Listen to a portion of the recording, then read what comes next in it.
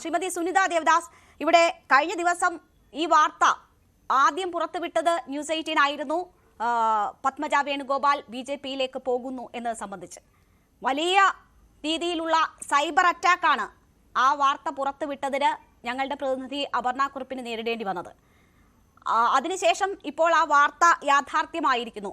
എന്തിനാണ് അങ്ങനെ ഒരു സൈബർ അറ്റാക്ക് അവർക്കെതിരെ നടത്തിയത് എന്നത് നമുക്കറിയില്ല. നേതൃത്വം ഇതാണെങ്കിൽ അണികളും അങ്ങനെ പ്രവർത്തിക്കുമെന്ന് വേണമോ? ഇത് രണ്ടും കാണുമ്പോൾ നമ്മൾ മനസ്സിലാക്കേണ്ടത്.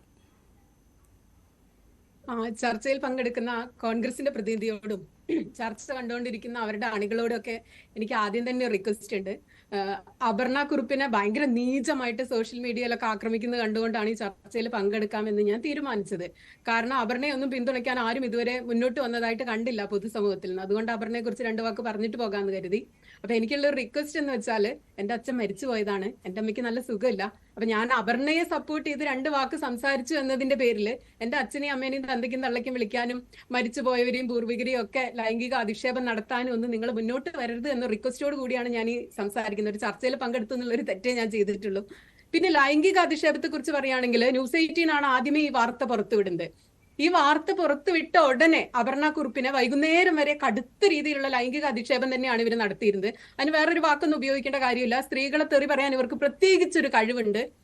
അപ്പൊ അങ്ങനെ അപർണയെ വൈകുന്നേരം വരെ ലൈംഗിക അധിക്ഷേപം നടത്തിക്കൊണ്ടിരുന്നു. വൈകുന്നേരം ആയപ്പോ എല്ലാ ചാനലുകളും ഈ വാർത്ത എടുത്തു. പത്മജ പിറ്റേ ദിവസം BJP-യിലേക്ക് പോവുകയാണെന്ന് പറഞ്ഞു.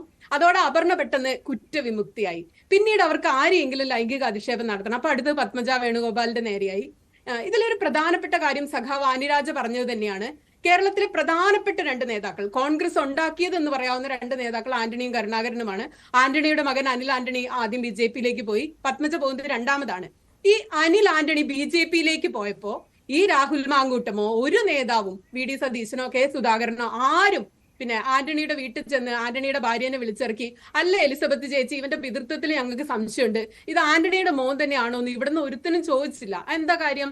ആന്റണി ജീവിച്ചിരിപ്പുണ്ട്, എലിസബത്ത് ജീവിച്ചിരിപ്പുണ്ട്, അനിൽ ആന്റണിക്ക് ഒരു അനിയനുണ്ട്. 3 പേർക്കും കയ്യിൽ നല്ല എല്ലുണ്ട്, നട്ടെല്ലുണ്ടെന്ന് മനസ്സിലാവുന്നതുകൊണ്ട് ചെപ്പയ്ക്ക് അടി വീഴുന്നത് നല്ല ബോധമുള്ളത് കൊണ്ടാണ് അനിൽ ആന്റണിയുടെ പിതൃത്വം ആരും ഇവിടെ ചോദ്യം ചെയ്യാതിരുന്നത്. അതേസമയം പത്മജ പോയപ്പോ ഇവർക്ക് പിതൃത്വമാണ് സംശയം. DNA ടെസ്റ്റ് നടത്തുകയാണ്. തെരഞ്ഞെടുപ്പ് കാലാണല്ലേ, ഇവിടെ ഇലക്ഷൻ കമ്മിറ്റി ഓഫീസുകളും ബൂത്തുകളും പ്രചാരണങ്ങളും നടത്തേണ്ടതിന് പകരം കോൺഗ്രസ് തന്നെ നടത്തിയിരിക്കുന്ന ഇപ്പൊ മുക്കില് DNA ടെസ്റ്റ് നടത്തുന്ന കോർണറുകൾ ഇട്ടിരിക്കുകയാണ് ഇവര്. എന്നിട്ട് ഇവർ അനിൽ ആന്റണിയുടെ DNA ടെസ്റ്റ് ചെയ്യാൻ വേണ്ടി പോയിരിക്കുകയാണ്. എന്താ കാര്യം? എന്തുകൊണ്ട് അവർക്ക് അതിന് ധൈര്യം വരുന്നത്? ഒന്ന്, പത്മജ ഒരു സ്ത്രീയാണ്. 2, K കരുണാകരൻ മരിച്ചുപോയി, കല്യാണിക്കുട്ടി അമ്മ മരിച്ചുപോയി. പിന്നെയുള്ളത് K മുരളീധരനാണ്. K മുരളീധരനാണെങ്കിൽ വടകരയിലെ എതിർ സ്ഥാനാർത്ഥിയായ KK ശൈലജ ടീച്ചർ വന്നത് മുതൽ വളരെ പരിഭ്രാന്തിയിലാണ്. എന്തെല്ലാം തോന്നിയാസം ശൈലജ ടീച്ചറെ പറഞ്ഞാലാണ് അവിടെ ജയിക്കാൻ പറ്റുകയെന്നോർത്ത് പ്രാന്തെടുത്ത് ക്ഷമിക്കുക.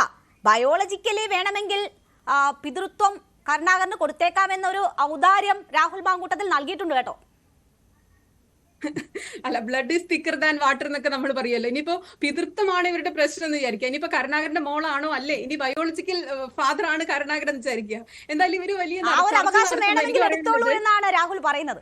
എടുത്തോട്ടെ, ശരി. അല്ല, എടുക്കുകയാണെങ്കിലും അല്ലെങ്കിൽ ഇനിയിപ്പോ ഇവർക്ക് സംശയം ഉണ്ടെങ്കിൽ പോലും ഈ ബയോളജിക്കൽ ഫാദർ എന്നുള്ള രീതിയിൽ ഇവരിപ്പോ മഹത്വവൽക്കരിക്കുന്ന ഈ കരുണാകരൻ ഉണ്ടല്ലോ, ഈ കരുണാകരൻ ചെയ്തത് എന്തൊക്കെയാണ്? ഇപ്പൊ എങ്ങനെയാണ് ഇപ്പൊ പെട്ടെന്ന് കരുണാകരൻ ഭയങ്കര മഹാത്മാവായി മാറിയത്?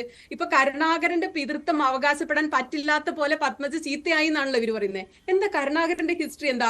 1991 ഇവിടെ തെരഞ്ഞെടുപ്പ് നടന്നപ്പോ കോഹ്ലി സഖ്യം ഉണ്ടാക്കിയത് കരുണാകരനാണ്. ഇവിടെ ബേപ്പൂർ മോഡൽ കൊണ്ടുവന്നത് കരുണാകരനാണ്. ഡോക്ടർ മാധവൻകുട്ടിയെ സ്ഥാനാർത്ഥിയാക്കി പരസ്യമായി അദ്ദേഹത്തിന് വോട്ട് ചോദിച്ചത് കരുണാകരനാണ്.